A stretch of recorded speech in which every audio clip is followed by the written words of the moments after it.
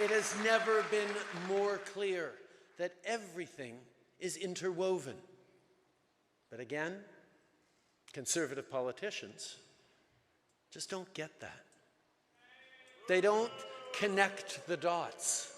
They either say investing in Canadians is a waste of money, or that our policies are too woke.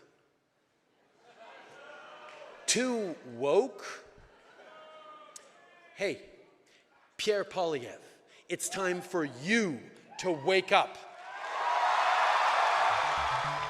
Are you awake? Are you woke? Justin Trudeau wants Pierre Poilievre to wake up. Hi, I'm Brian Lilley, political columnist with the Toronto Sun, joined by fellow columnists Warren Kinsella. And Warren, you've written speeches for prime ministers, for premiers, for aspiring premiers and PMs. Am I being overly harsh when I say that that speech, that part in particular, was overly lame? Brian, I want you to wake up, wake up.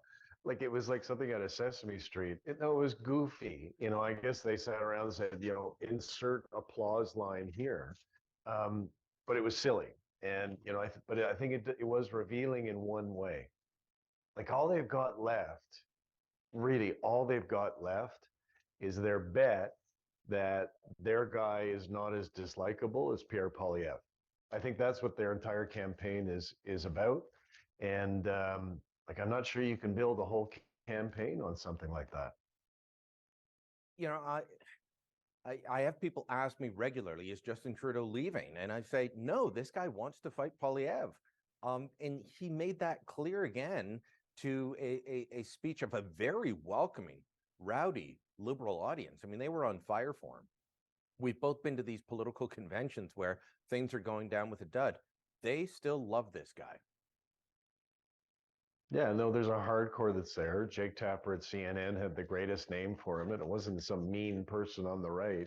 Jake Tapper called them TrueAnon because they share a lot of characteristics of the QAnon people, which is this total disinterest in reality.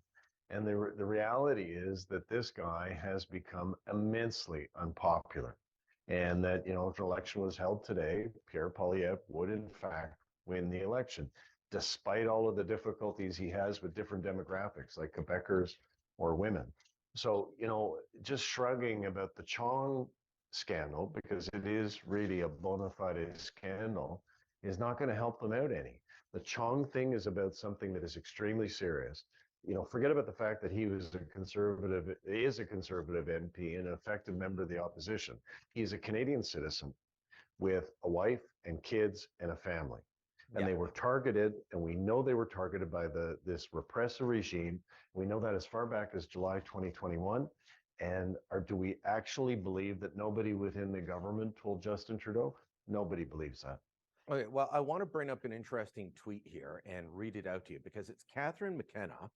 So the tweet says that a bunch of folks in official Ottawa knew that MP Chong's family was being targeted by the Chinese, decided not to tell him, and no apparent consequences is appalling on personal, political, and diplomatic level, but not surprising based on my experience. She goes on with several more tweets, basically blasting the government. This is Catherine McKenna, very close political ally of Justin Trudeau and a former minister in his government over two elections.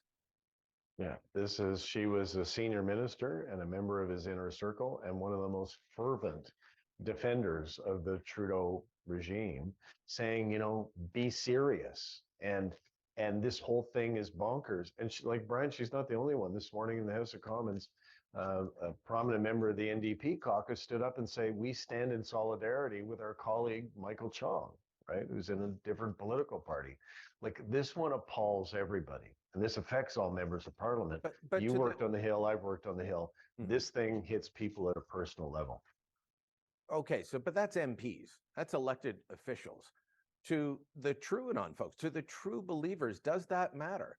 Because, look, Justin Trudeau's going to win across big parts of Quebec. He will sweep Montreal.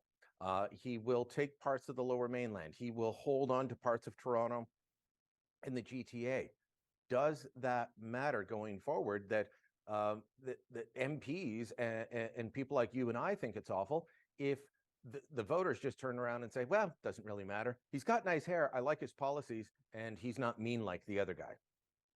Well, I think what it matters in this way, and it has mattered in the past, like, generally the way the game works is if you get a big majority, you're pretty much guaranteed a second majority.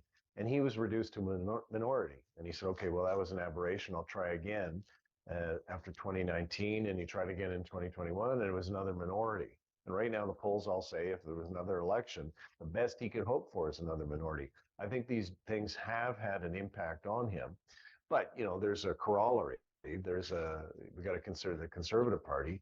Scheer and O'Toole were not attractive, obviously, to voters. Poilievre's got some problems too.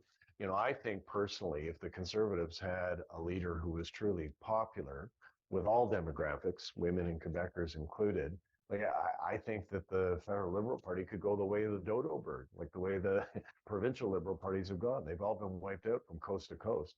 So like those 3,000 people in Ottawa cheering wildly for their guy, I get it. I used to write speeches to get those cheers going.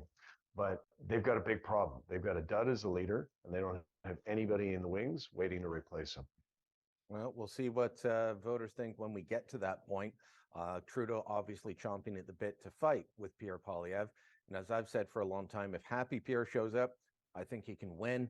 If chippy or angry Pierre shows up, that's going to be a tough sell for voters. So, but we're a long way off from that. Let us know what you think. Drop a comment down below, share this on social media, and don't forget to subscribe to our channel.